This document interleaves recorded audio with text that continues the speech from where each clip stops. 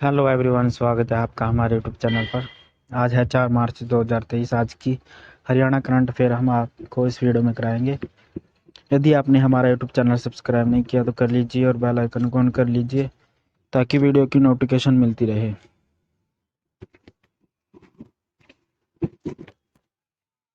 चलो करते हैं पहला क्वेश्चन शुरू।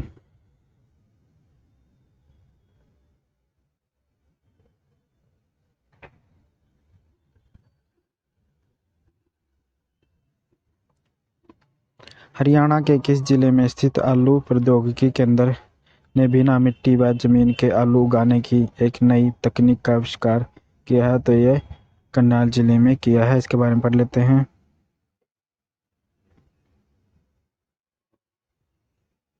कृषि क्षेत्र में विकास के लिए खेती की नई नई तकनीकें आ रही हैं। इसी तरह एरोपोनिक तकनीक के जरिए अब हवा में आलू उगाया जा सकेगा। यह पोटैटो टेक्नोलॉजी केंद्र करनाल जिले के शामगढ़ का क्रांतिकारी कदम है। एरोपोनिक तकनीकी के जरिए अब बिना जमीन बिना मिट्टी के ही हवा में आलू उगा सकेंगे और पैदावार भी 10 से 12 गुना अधिक होगी। शामगढ़ पोटैटो सेंटर का इंटरनेशनल पोटैटो सेंटर के साथ एक एमओयू हुआ है। इसके बाद सरकार से एरोपोनिक प्रोजेक्ट की अनुमति भी मिल गई है। अगला क्वेश्चन पढ़ लेते हैं। हरियाणा के इतिहास में पहली बार सीनियर वर्ग में वुमेन सिंगल में राज्य की बेटी नेशनल चैंपियनशिप विजेता कौन बनी है? तो अनुपमा उपाध्याय बनी है। याद रखना सभी। इसके बारे में पढ़ लेते हैं। खेलों का अब माने जाने वाले हरियाणा की एक और बेटी ने खेलों में प्रदेश का नाम बुलंद किया है। पुणे राष्ट्रीय बैडमिंटन चैंपियनशिप 2023 में अनुपमा उपाध्याय बैडमिंटन राष्ट्रीय विजेता बनी है। हरियाणा के इतिहास में पहली बार सीनियर वर्ग में वुमेन सिंगल में राज्य की बेटी नेशनल चैंपियनशिप विजेता बनी है। अनुपमा उपाध्याय ने हाल ही में पुणे में आयोजित सीनियर राष्ट्रीय बैडमिंटन चैंपियनशिप 2023 के मुकाबले में आकर्षि कश्यप को हराकर पहली बार महिला एकल का खिताब जीता है। याद रखना सभी।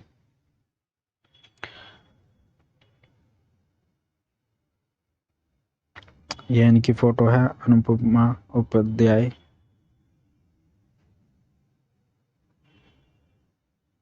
अगला क्वेश्चन पढ़ लेते हैं।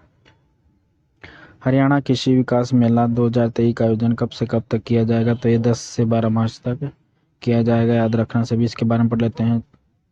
चौधरी चरण सिंह हरियाणा कृषि विश्वविद्यालय द्वारा 10 से 12 मार्च तक हरियाणा कृषि विकास मेला 2023 का आयोजन किया जाएगा। कुलपति प्रोफेसर BR काम्बोज ने बताया कि इस वर्ष मेले का आयोजन कृषि एवं किसान कल्याण विभाग हरियाणा के साथ मिलकर किया जाएगा एवं इस मेले का विषय प्राकृतिक खेती होगा। याद रखने सभी।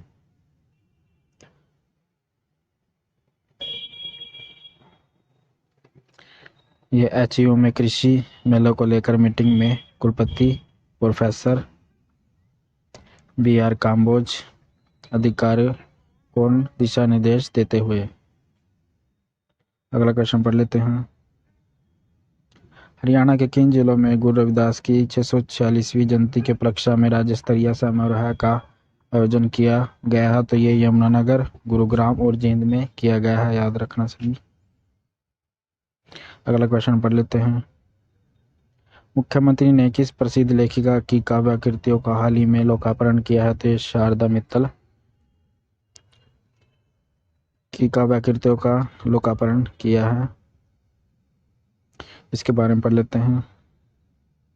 23 फरवरी 2023 को हरियाणा के मुख्यमंत्री मनोहर लाल ने प्रसिद्ध लेखिका शारदा मित्तल की काव्य कृतियों अनुबंध अभिव्यक्ति के तथा बोनसाई नहीं बरगद हूँ मैं का लोकार्पण किया है। इसके प्रमुख बिंदु पढ़ लेते हैं। उल्लेखनीय यह है कि लेखिका शारदा मित्तल की पुस्तक दोहा संस्करण के साथ साथ 3 एकल और 10 पुस्तकें प्रकाशित हो चुके हैं। उन्हें हाल ही में मॉरिशस में हुए 9वें विश्व हिंदी अधिवेशन में भाषा चौधरी रत्न सम्मान भी मिला है। अगला क्वेश्चन पढ़ लेते हैं।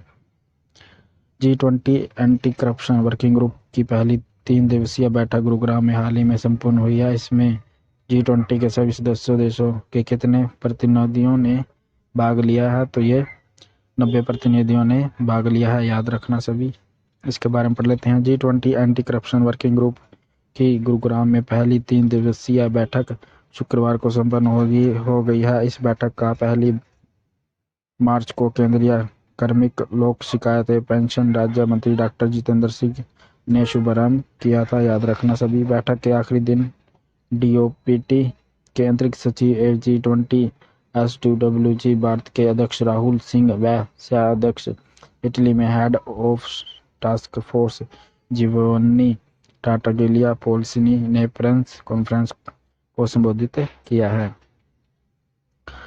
आगे पढ़ लेते हैं। राहुल ने कहा कि इस बैठक में G20 के सभी सदस्य देशों, 10 आमंत्रित देशों और अंतर्राष्ट्रीय संगठनों के 90 से अधिक प्रतिनिधियों ने भाग लिया है।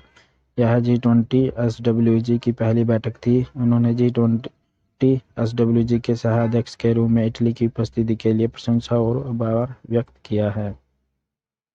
अगला क्वेश्चन पढ़ लेते हैं। हरियाणा राज्य में किस देश की टोनी ब्लेयर फेथ फाउंडेशन स्वास्थ्य क्षेत्र में सहायता करेंगे? तो ये ब्रिटेन के हैं। इसके बारे में पढ़ते हैं। हरियाणा के मुख्यमंत्री मनोहर लाल से नई दिल्ली स्थित हरियाणा में ब्रिटेन के पूर्व प्रधानमंत्री टोनी ब्लेयर ने शिष्टाचार मुलाकात किया। इस दौरान स्वास्थ्य और बुनियादी सुविधाओं जैसे विषयों पर परस्पर सहयोग करने और नई संभावनाओं को तलाशने पर चर्चा हुई है। ब्लेयर ने मुख्यमंत्री को आश्वासन दिया है कि उनकी संस्था Tony Blair faith foundation Haryana में स्वास्थ्य क्षेत्र में सहयोग करेगी।